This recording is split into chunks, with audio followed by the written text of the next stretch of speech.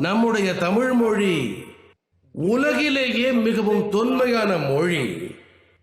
எந்த தேசத்திடம் இருக்கின்றதோ அந்த தேசத்திடம் பெருமிதம் பொங்க வேண்டுமா கூடாதா சொல்லுங்க.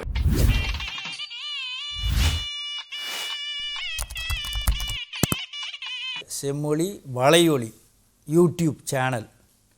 இந்த சேனலின் மூலமாக, அந்த வலையொலியின் மூலமாக பல்வேறு தகவல்களை தினந்தோறும் நாங்கள் வழங்கி கொண்டிருக்கக்கூடிய அந்த நிலையில் சிலப்பதிகாரம் என்ற தலைப்பில் ஒவ்வொரு பகுதியாக வழங்கக்கூடிய அந்த தொகுப்பை முழுமையாக கண்டு பார்க்கலாம்.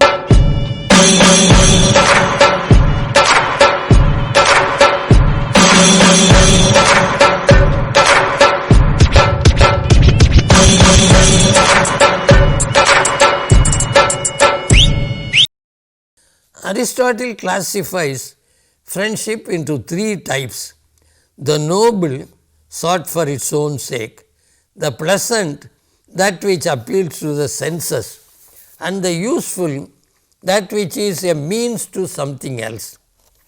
The friendship of virtue, based on the moral and intellectual qualities possessed and shared by friends, is considered the best by Aristotle.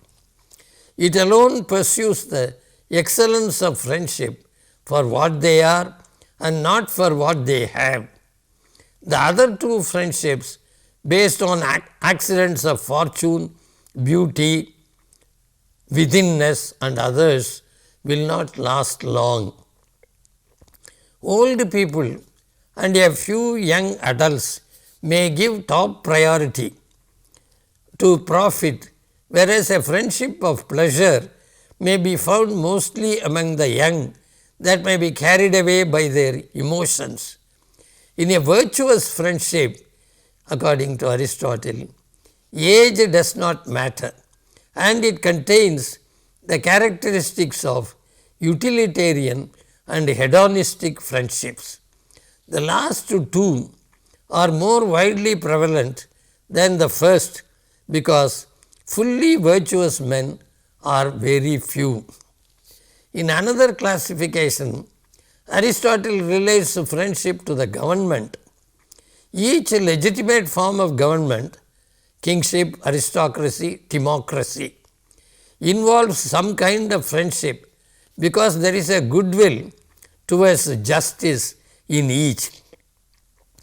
The friendship between a king and his subjects, according to Aristotle, consists in the king's superior virtue, by which he bestows benefits upon his subjects, who in turn honor, respect and obey the king.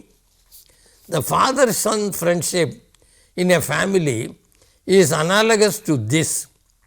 In the friendship between aristocratic rulers and their subjects, which is similar to that between husband and wife, the partner superior in excellences gives more and is in turn given more. The citizens who are in a control in democracy, that is democracy, are equal, just and virtuous, and their friendship is like the friendship among brothers who are almost of the same fortune and upbringing. Thiruvalluvar also prefers the friendship of virtue to any other kind, recommending it to the prince as well as to the common man, but focuses his attention on discrimination between friendship of the worthy and mean company, and defining and identifying false and evil friendship. All the three advantages, virtue, pleasure and utility, are mentioned by Thiruvalluvar also. He says, weigh the worth of men of virtue and of mature knowledge and secure their friendship. He emphasizes usefulness when he declares, cherish as friends those who can remove present ills and guard you from future ones.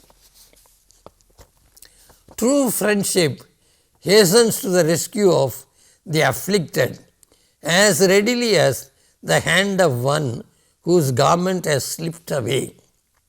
What things are there to gain as a friendship? What other armors can equal it as a defense? but usefulness, according to Valluvar, shouldn't be uppermost in the minds of friends. Mean is the friendship if it proudly declares, he is so intimate with us and we so much with him. Friends who calculate their profits, harlots who accept whatever is given, and thieves are all alike, according to Valluvar. The pleasure that one gains from friendship is extraordinary. Constant meetings and companionship are not necessary for friendship. It is only the union of hearts that strengthens the bond of friendship. The more you study good books, the more insights you get into them, the more you cultivate the friendship of the noble, the more delightful it becomes. Friendship is not that which stops at mutual exchange of smiles. It is rather the love that delights the heart. Whereas Valluvar does not insist on frequent meetings between friends, Aristotle says that an active friendship, preferable to what he calls habitual friendship, demands that friends live together, exchange mutual favors, please each other, and profit from each other's company.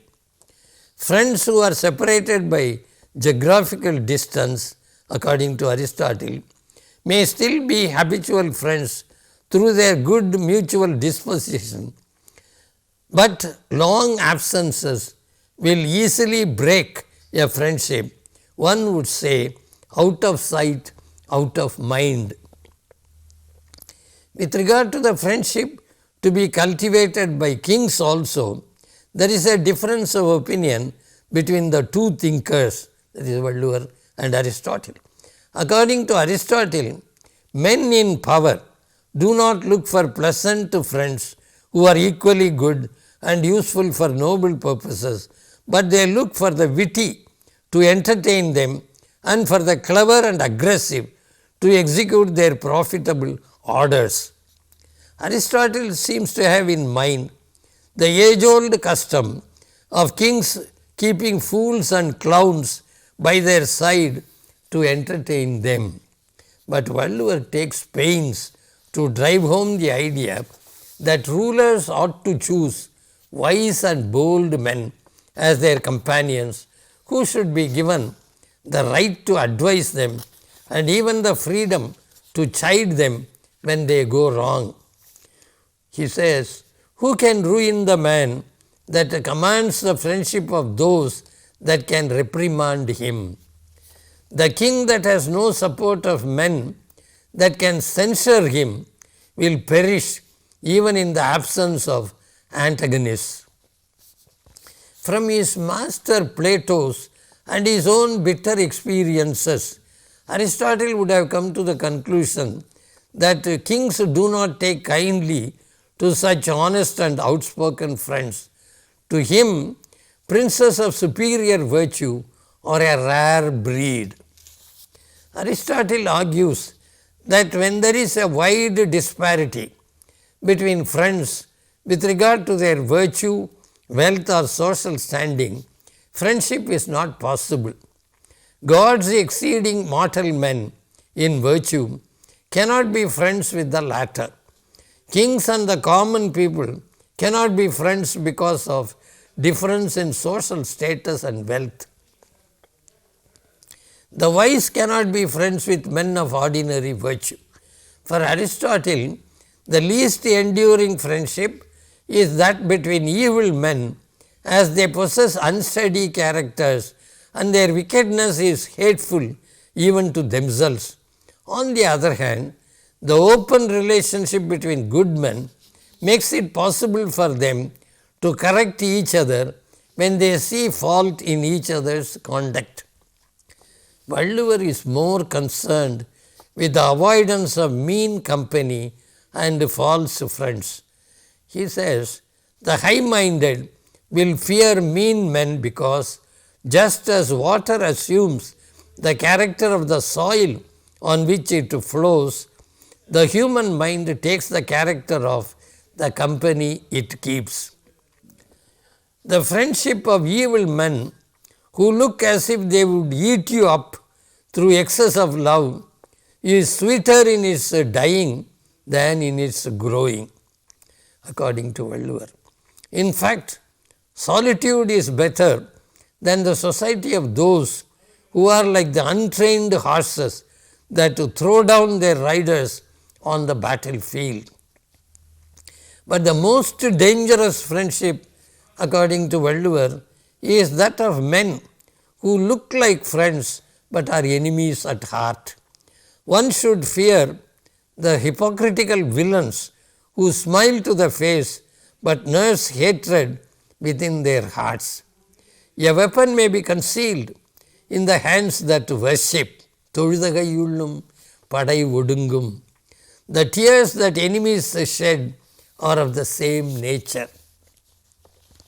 Listing goodwill, concord and beneficence as the basic sentiments of friendly love, Aristotle says that goodwill is only the beginning of friendship, but not full-fledged friendship. Time, intensity and familiarity can alone turn goodwill into active love for one's friend. Explaining concord as the mutuality of feeling and thinking between individuals, Aristotle analyzes the concord among citizens within their state.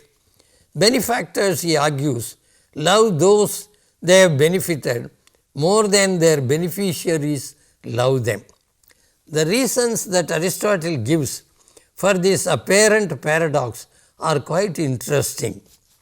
He says, this is what happens when craftsmen, this is what happens with craftsmen too.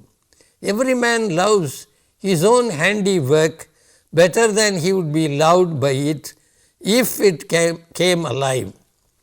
And this happens perhaps most of all with poets, for they have an excessive love for their poems, doting on them as if they were their children. This is what the position of benefactors is like, for that which they have treated well is their handiwork, and therefore they love this more than the handiwork does its maker. Control over the senses, which is motivated by training in the sciences, should be secured by giving up lust, anger, greed, pride, arrogance and foolhardiness. Absence of improper indulgence in the pleasures of sound, touch, color, taste and smell by the senses of hearing, touch and sight, the tongue and the sense of smell means control over the senses, or the practice of this science gives such control. A king behaving in a manner contrary to that and hence having no control over his senses quickly perishes, though he be ruler right up to the four ends of the earth. This is what Arthashastra says.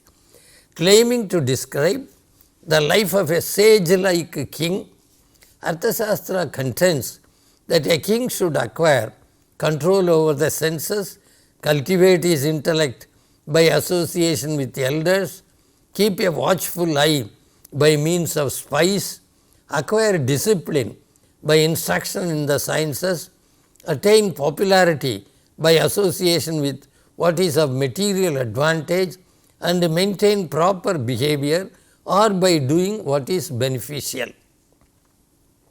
The two ideas on the spice and the knowledge of learned works have been taken from the very first couplet of Thiruvalluvar's chapter on the spice.